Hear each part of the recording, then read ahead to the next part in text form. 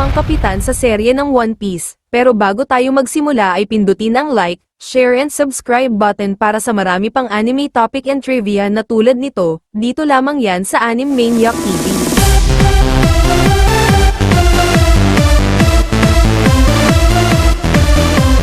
Ang papel ng kapitan ay tunay na napakahalaga sa buong grupo ng bawat mga manlalayag sa karagatan ng One Piece. Mapakapitan man yan ng mga Marines o kapitan ng mga pirata.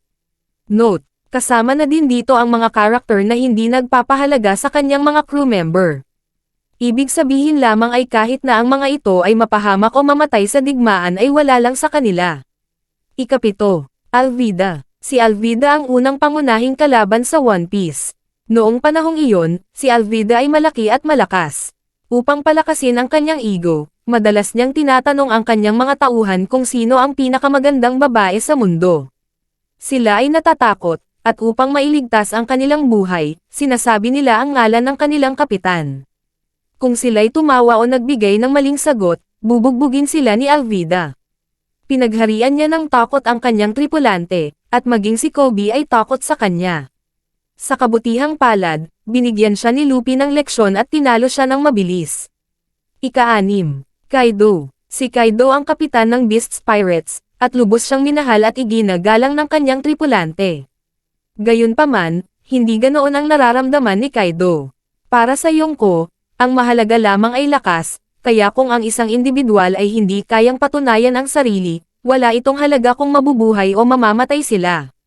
Ang ideolohiya ni Kaido ay nagmula sa kanyang panahon sa Rocks Pirates.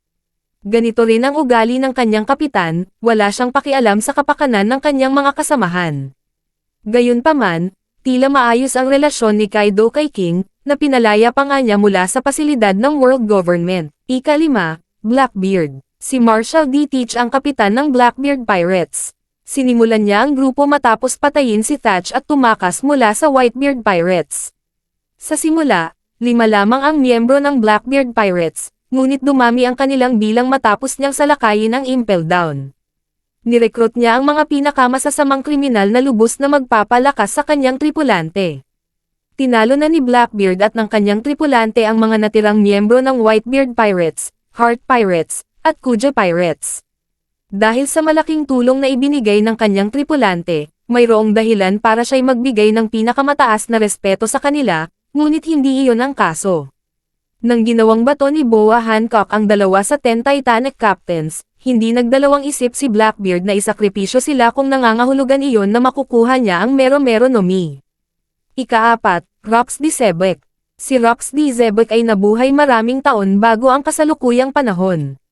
Binuo niya ang Rocks Pirates at nirekrut ang pinakamalalakas na tao na tutulong sa kanya na makamit ang layunin niyang mangibabaw sa mundo.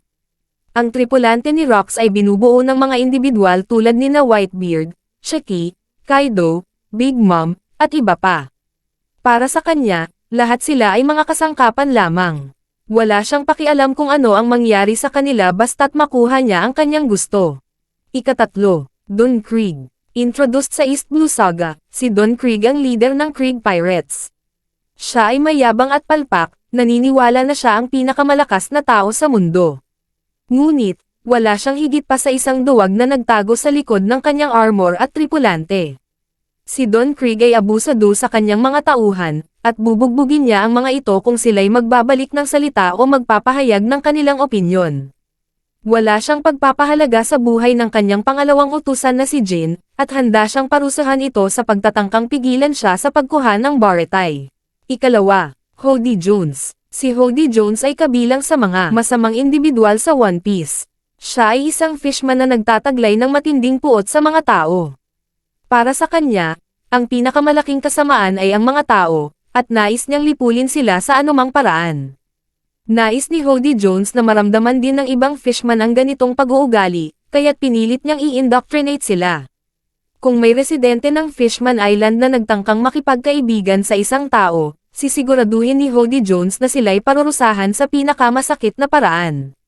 Ganito rin ang pagtrato ni Hody Jones sa kanyang mga tripulante. Kung may isa sa kanila na magpapahayag ng kanilang opinyon, hindi siya magdadalawang isip na bugbugin sila. Sa kabuuan, siya ay isang masamang kapitan at mas masamang tao. At ang pinakauna sa listahan ay si Big Mom. Si Big Mom ang pinakamasamang kapitan sa One Piece. Tulad ng karamihan sa mga miyembro ng Rocks Pirates, sinimulan niya ang kanyang tripulante pagkatapos ng God Valley Incident. Di tulad ng karamihan sa mga tripulante, ang tripulante ni Big Mom ay binubuo lamang ng kanyang mga anak. Sa unang tingin, tila magandang ideya na nagpasya siyang bumuo ng tripulante kasama ang kanyang mga anak, ngunit hindi nagtagal bago malaman ng mga tagahanga na siya ay mapang-abuso sa kanila.